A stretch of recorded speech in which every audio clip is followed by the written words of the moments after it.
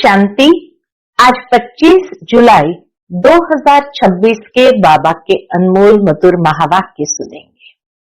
आज की मुरली से पहले गीत बजा है, माता ओ माता तू है जग की भाग्य विधाता। बाबा कहते हैं बच्चों ने ये लाइन तो सुनी, लेकिन ये महिमा किसकी है? ये महिमा है जगत अम्बा की। बाबा कहते हैं यहाँ भारत में ही जगत अम्बा की महिमा गाई जाती है। दुनिया में कोई देशों में जगत अम्बा या माताओं की महिमा नहीं होती है। जगत अम्बा को ही सरस्वती भी कहा जाता है, लेकिन बाबा कहते हैं विशेष जगत अम्बा की महिमा होती है। जगत अम्बा के साथ साथ जगत पिता भी जरूर होगा। तो जगत पिता कौन है? जिसको प्रजापिता कहा जाता है। तो बाबा कहते एक और जगत अम्बा जगत पिता है और दूसरी ओर जगत का पिता परम पिता परमात्मा को भी कहा जाता है। वो निराकार परम पिता परमात्मा जब इस संसार में आते हैं तो प्रजापिता ब्रह्मा को निमित्त बनाते हैं सारे संसार के परिवर्तन के लिए। और इसीलिए बाबा कहते जगत माता और जगत पिता का गायन है। परम पिता परमात्मा आकर के मनुष्य को पतित से पावन बनाते हैं। कैसे बनाते हैं? ज्ञान सागर है तो ज्ञान के द्वारा पतित से पावन बनाते हैं। तो बाबा कहते तुम बच्चों को ज्ञान स्नान करना चाहिए। इसीलिए भक्ति में गायन भी है, गंगा सागर का मेला। ज्ञान गंगाएं जब सागर में मिलती है तो वहां पर मनुष्य जाकर के स्नान करते हैं, सोचते हैं उससे सदगति को प्राप्त करेंगे, क्योंकि वास्तव में संगम पर परम पिता परमात्मा पतित पावन आकर के जगत पिता जगत अम्बा के माध्यम से संसार को सदगति देते हैं। इसलिए बाबा कहे ये गायन है और तुम बच्चों को नित्य गंगा स्नान करना है, अर्थात ज्ञान गंगा स्नान जरूर करना है। तो सुनते हैं आज के बाबा के अनमोल मधुर महावाक्य। ओम शांति। मीठे बच्चे, तुम यहाँ आए हो अपने सहित सारी दुनिया के काया कल्प तरु बनाने। कैसे बनाएंगे? याद से ही काया कल्प तरु होंगी। आज की मुरली से प्रश्न है, नरकवासी से स्वर्गवासी बनने की विधि कौन सी है? अभी तुम बच्चों को जीवदान मिलता है कैसे? उत्तर है, नरकवासी से स्वर्गवासी बनने के लिए जरूर मरना पड़े। नरकवासी से स्वर्गवासी बनने के लिए जरूर मरना पड़े। बाबा कहते मैं आया हूं तुम सबको मौत देने। शिव बाबा को कहा जाता है महाकाल। तो बाबा कहते मैं आया हूं तुम सबको मौत देने, तुम्हारी इस देह को खत्म कराए बाकी सब आत्माओं को ले जाऊंगा। यही सच्चा जीवदान है। जीते जी मरना, इसको ही कहा जाता सच्चा जीवदान। इसके लिए ये महाभारत लड़ाई है जिसमें सबका विनाश होगा, फिर आत्माएं पावन बन वापस घर जाएगी, फिर स्वर्ग में आएगी। आज की मुरली से पहले गीत बजा है, माता ओ माता तू है जग की भाग्य विधाता। ओम शांति। मीठे मीठे रूहानी बच्चों ने गीत की लाइन सुनी, जगत अम्बा की महिमा सुनी। जगत अम्बा यहाँ भारत में ही गाई जाती है। जगत अम्बा है तो जगत पिता भी जरूर होगा। जगत अम्बा सरस्वती को ही कहते हैं। वास्तव में उनका नाम तो एक होना चाहिए। तुम्हारा भी नाम एक ही है ना, दो तीन तो नहीं है। अब जगत अम्बा को बरोबर साकार में दिखाते हैं शरीरधारी है तो जगत पिता भी है, जगदम्बा है तो बाबा कहते जगत पिता भी है, जिसको प्रजापिता भी कहा जाता है। जैसे सारे जगत की अम्बा है, वैसे सारे जगत का पिता है। जरूर दोनों ही यहां होंगे, संगम पर होंगे। दोनों का नाम भी सुनाया। जगदम्बा का नाम है सरस्वती और जगत पिता को कहा प्रजापिता ब्रह्मा। दोनों है प्रजापिता और प्रजा माता। अब दूसरा जगत पिता कहा जाता है निराकार शिव बाबा को, वो प्रजापिता हो गया। और दूसरा जगत पिता है निराकार शिव बाबा, जो कि सबके पिता है। उनका नाम ही है परम पिता परमात्मा शिव। सिर्फ ईश्वर व परमात्मा नहीं कहना है, उनका नाम रूप भी है ना। बाबा कहते हैं परम पिता परमात्मा सिर्फ ईश्वर व परमात्मा नहीं कहना है, उनका नाम रूप भी है ना। उनको गॉड फादर कहा जाता है। वह जगत पिता प्रजापिता, ये निराकार परम पिता परमात्मा जिसको गॉड फादर कहा जाता है। एक है आत्माओं का बाप, दूसरा है साकारी मनुष्य आत्माओं का बाप और मम्मा। शिव है आत्माओं का पिता। आत्मा कहती है वह हमारा बाप है। फिर आत्माओं को ये साकार शरीर मिलता है तो कहते हैं ब्रह्मा बाबा। तो दो बाप हो गए, एक शिव बाबा, दूसरा प्रजापिता ब्रह्मा। शिव बाबा का बच्चा है ब्रह्मा। एक निराकार पिता, एक साकारी पिता। निराकार पिता को कहा जाता है पतित पावन। ब्रह्मा व सरस्वती को पतित पावन नहीं कहा जाता है। पतित पावन तो एक है, ये तो दो हो गए। जगत पिता जगत अम्बा, ये तो दो हो गए। सब पुकारते हैं पतित पावन आओ, तो दो बाप हो गए। शिव बाबा है रचयिता, नई दुनिया रचते हैं तो पहले ब्रह्मा को जरूर रचना है। विष्णु और शंकर को कभी प्रजापिता नहीं कहते हैं। बाबा कहते ब्रह्मा को ही सिर्फ प्रजापिता ब्रह्मा कहा, विष्णु व शंकर को कभी प्रजापिता नहीं कहते हैं, ब्रह्मा को ही प्रजापिता कहते हैं। तो शिव बाबा प्रजापिता ब्रह्मा द्वारा एडॉप्ट करते हैं, कहते हैं हम शिव बाबा के बच्चे हैं। जिसको एडॉप्ट करते वो कहते हैं हम शिव बाबा के बच्चे हैं। शिव बाबा ने इनमें प्रवेश कर एडॉप्ट किया है। वही आत्माओं को पावन बनाते हैं। आत्मा ही पतित बनी है, इस कारण शरीर भी पतित मिलता है। सोने में चांदी तांबे लोहे की खाद डालते हैं तो आत्मा में भी खाद पड़ती है। असल में आत्मा पवित्र मुक्तिधाम में रहने वाली है, जहां शिव बाबा भी रहते हैं। अब शिव बाबा प्रजापिता ब्रह्मा एक को बाबा एक को दादा कहेंगे। यह तो तुम जानते हो, सब मनुष्य मात्र शिव की संतान है। शिव वंशी, फिर है ब्रह्मा कुमार कुमारियां। शिव बाबा और दादा इकट्ठे हैं। शिव बाबा और दादा इकट्ठे हैं। शिव बाबा इनमें विराजमान है।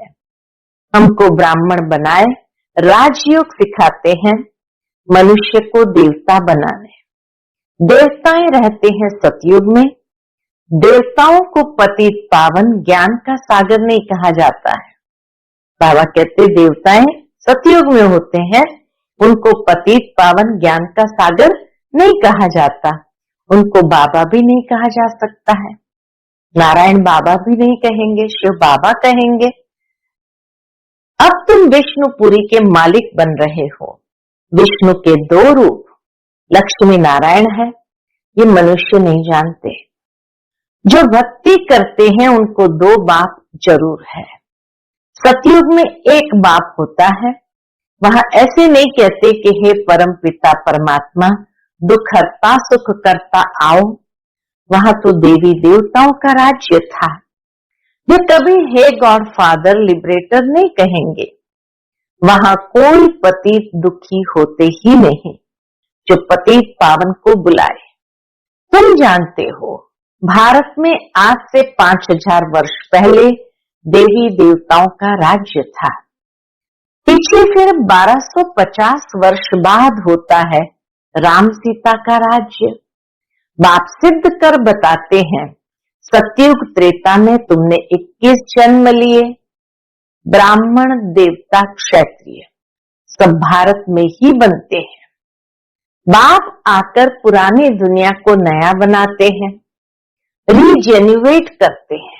रीजेन्युएट माना पुनर्नवा करते हैं, काया कल्प तरु बनाते हैं, अमर बनाते हैं। रीजेन्युएट कहो, काया कल्प तरु कहो, अमर बनाते हैं।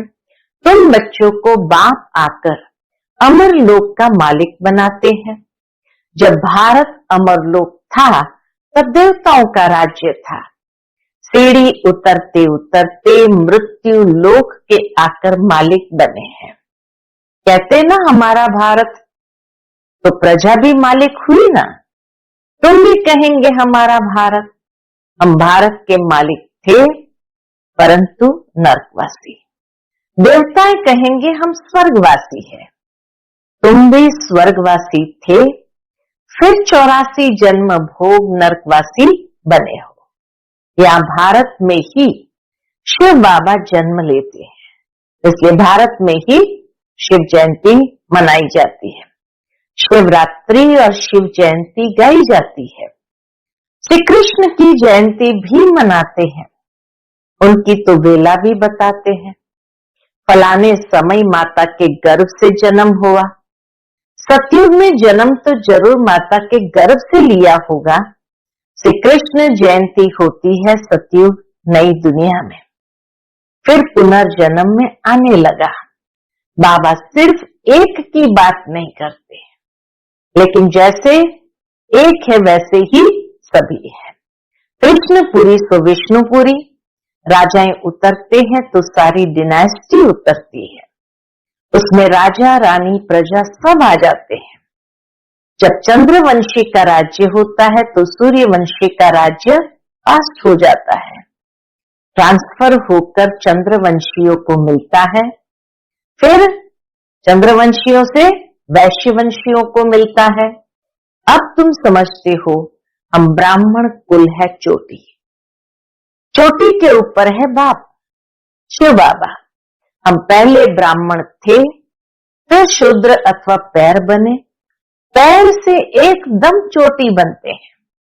पहले शिव बाबा फिर है चोटी। बाबा ने तुमको ब्राह्मण बनाया है, अब तुम शिव बाबा को बाबा बाबा कहते हो। इस हिसाब से पौत्र पोत्रियां हो गए। तुम जानते हो हम सब ब्रह्मा की संतान है, ब्राह्मण ब्राह्मणियां। एक बाप के हम सब बच्चे हैं। भाई बहन कब क्रिमिनल असॉल्ट कर नहीं सकते हैं। कितने ढेर बच्चे सब कहते हैं बाबा, तो इतने सब झूठे थोड़ी हो सकते हैं। सबका बाप तो वही निराकार शिव और साकार प्रजापिता ब्रह्मा है। बस एक बाप के बच्चे भाई बहन ठहरे। तुमको पवित्र जरूर बनना है। स्त्री पुरुष पवित्र कैसे बने? बाबा कहते स्त्री पुरुष पवित्र कैसे बने? इसलिए ये युक्ति ड्रामा में नोंदी हुई है। या सिर्फ ब्रह्मा कुमार कुमारियां है, कोई शूद्र कुमार कुमारी है नहीं। वह है पतित शूद्र तुच्छ बुद्धि, जो कि बात को ही नहीं जानते हैं। कहते हैं ओ गॉड फादर। अच्छा, उनका ऑक्यूपेशन पता है? बाबा कहते पूछो ओ गॉड फादर, तो उनका ऑक्यूपेशन पता है? नाम रूप देश काल बताओ, पूरा परिचय होना चाहिए। उनकी जीवन कहानी बताओ। अगर नहीं जानते हो तो नास्तिक ठहरे। जो भगवान को जानते ही नहीं है उनको तो नास्तिक कहेंगे ना। रचयिता और रचना के आदि मध्यंत को नहीं जानते। वह है ही पतित दुनिया, सतयुग पावन दुनिया, कलयुग को पतित दुनिया कहा जाता है। इस समय बिल्कुल तमो प्रधान है, इनको रौरव नर्क कहा जाता है। इनकी भी स्टेजेस होती है। बाबा कहते हैं पतित बनने की भी स्टेजेस होती है। द्वापर से नर्क बनना शुरू होता है, फिर वृद्धि को पाता है। भक्ति भी पहले सतो प्रधान अव्यभिचारी थी, फिर धीरे धीरे सतो रजो तमो होती है। तुमने देखा होगा जहां 3 रास्ते मिलते हैं उसको टिवाटा कहते हैं, उस पर तेल आदि चढ़ाते हैं, माथा झुकाते हैं। अब कहां शिव बाबा की पूजा, कहां टिवाटे की? इसको कहा जाता है तमो प्रधान भक्ति। पानी की भी पूजा करते हैं, पतित पावनी गंगा बहुत गाते हैं। अब पतित पावन कौन? पानी की गंगा कैसे पतित पावनी हो सकती है? वह तो पानी है ना। पतित पावन तो बाप है। शिव जयंती भी भारत में होती है तो जरूर भारत में ही आता होगा। बनाई शिव जयंती यहां भारत में तो जरूर भारत में ही आता होगा। पतितों को पावन देवता बनाने ब्रह्मा तन में आकर मनुष्य को देवता बनाते हैं। यहां तुम आते ही हो, इसलिए पतित से पावन बनने। जैसे तुम्हारी 2 भुजाएं हैं, वैसे उन्हों को भी 2 भुजाएं हैं। देवताओं को भी 2 भुजाएं हैं। 4-8 भुजा वाला कोई मनुष्य होता नहीं। यह अलंकार दे दिए हैं। चतुर्भुज दिखाया प्रवृत्ति दिखाने के लिए।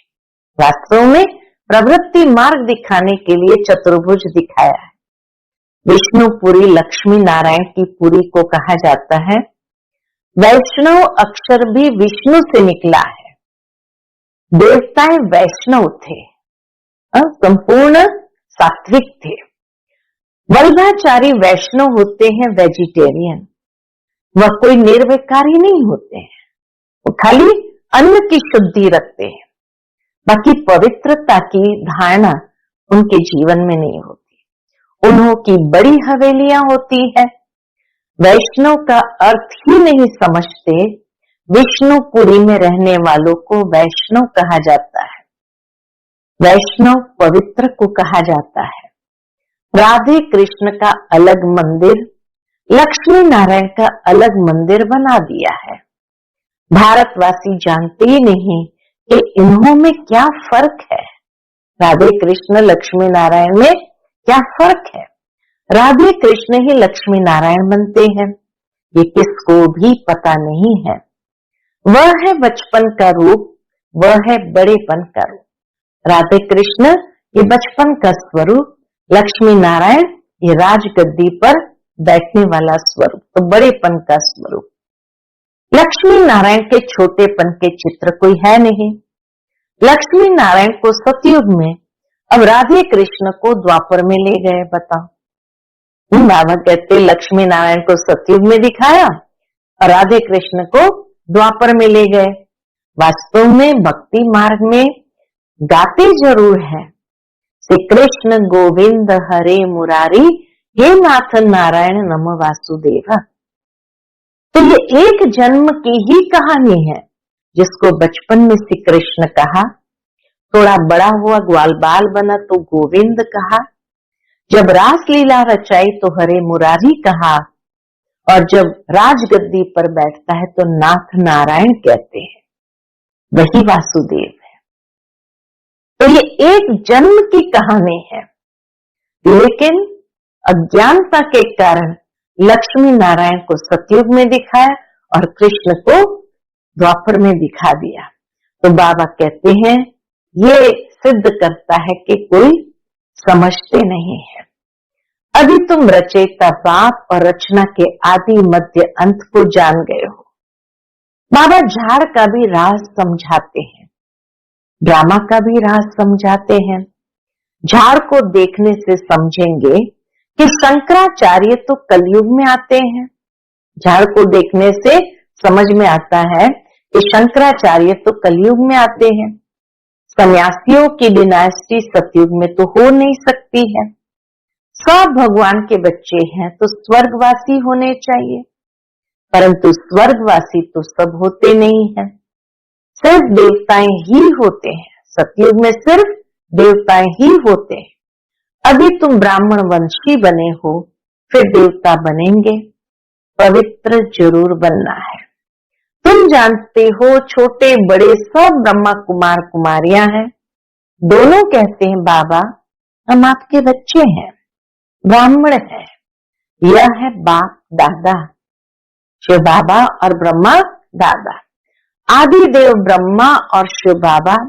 तुम जानते हो हम ब्रह्मा बाबा और शिव बाबा के सामने बैठे हैं। बाप कहते हैं मुझे याद करो तो पतित से पावन बन जाएंगे। हम वर्षा शिव बाबा से लेते हैं। शिव बाबा हमारा बाप भी है, पतित पावन भी है, गुरु भी है। अब यह है संगम युग, पतित से पावन बनने का मेला। पतित पावन द्वारा ही पावन बनते हैं। संगम पर नदियों और सागर का मेला है। नदियों का मेला तो होता नहीं। अब ज्ञान सागर है और तुम आत्माओं बच्चों का मेला लगता है। तुम आए हो ज्ञान सागर के पास। ज्ञान गंगाएं तुम ज्ञान सागर से निकली हुई हो। तुम ज्ञान स्नान कराए पावन बनाते हो, योग सिखाते हो, सागर का परिचय दे तुम यहां ले आए हो मेले पर। इस समय तुम जब ब्राह्मण बनते हो तो तुमको 3 पिता है।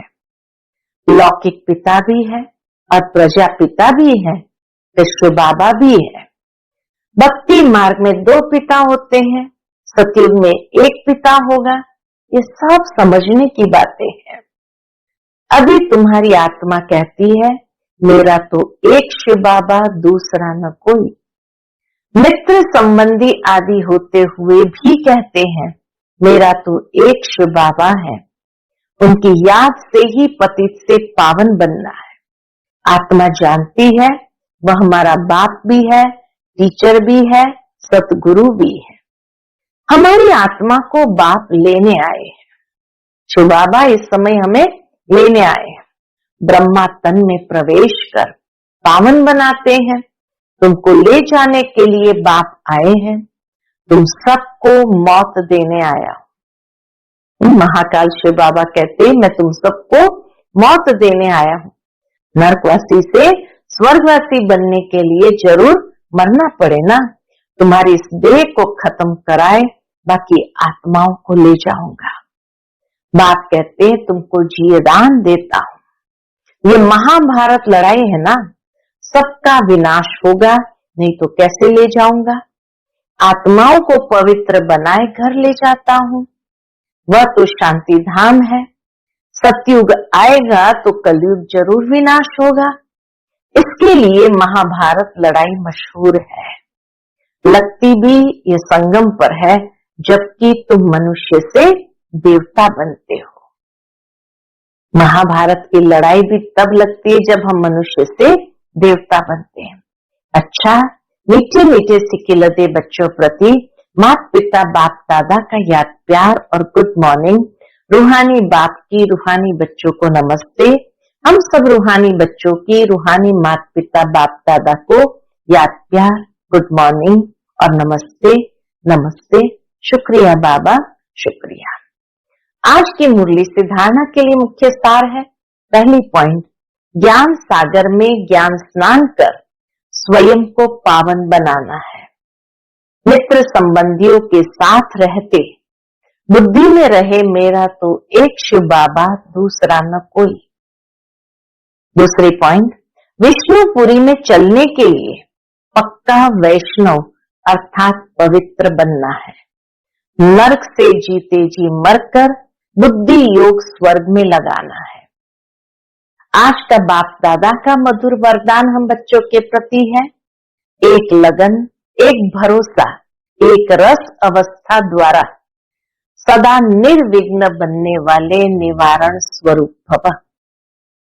एक लगन, एक भरोसा, एक रस अवस्था द्वारा सदा निर्विघ्न बनने वाले निवारण स्वरूप भव। सदा एक बाप की लगन, बाप के कर्तव्य की लगन में ऐसे मगन रहो जो संसार में कोई भी वस्तु या व्यक्ति है भी ये अनुभव ही न हो। एक बाप की लगन, बाप के कर्तव्य की लगन में ऐसे मगन रहो जो संसार में कोई भी वस्तु व व्यक्ति है भी ये अनुभव ही न हो। ऐसे एक लगन, एक भरोसे में, एक रस अवस्था में रहने वाले बच्चे सदा निर्विघ्न बन चढ़ती कला का अनुभव करते हैं। वे कारण को परिवर्तन कर निवारण रूप बना देते हैं। कारण को देख कमजोर नहीं बनते हैं, निवारण स्वरूप बन जाते हैं। आज का स्लोगन है, प्रशंसा के आधार पर प्रसन्नता अल्पकाल की रहती है। प्रशंसा के आधार पर प्रसन्नता अल्पकाल की रहती है। आज का अव्यक्त इशारा है, ज्वाला स्वरूप स्थिति में रह शक्तिशाली याद का अनुभव करो। उसके अंतर्गत बाबा कहते, ज्वाला स्वरूप की स्थिति का अनुभव करने के लिए निरंतर याद की ज्वाला प्रज्वलित रहे। इसकी सहज विधि है, सदा अपने को सारथी और साक्षी समझकर चलो। ज्वाला प्रज्वलित रहे, उसके लिए सदा अपने को सारथी और साक्षी समझकर चलो। आत्मा इस रथ की सारथी है। यह स्मृति स्वतः ही इस रथ देह से व किसी भी प्रकार के देह भान से न्यारा बना देती है। स्वयं को सारथी समझने से सर्व कर्मेंद्रियां अपने कंट्रोल में रहती है। सूक्ष्म शक्तियां, मन, बुद्धि, संस्कार भी ऑर्डर प्रमाण चलती है। अच्छा, ओम शांति।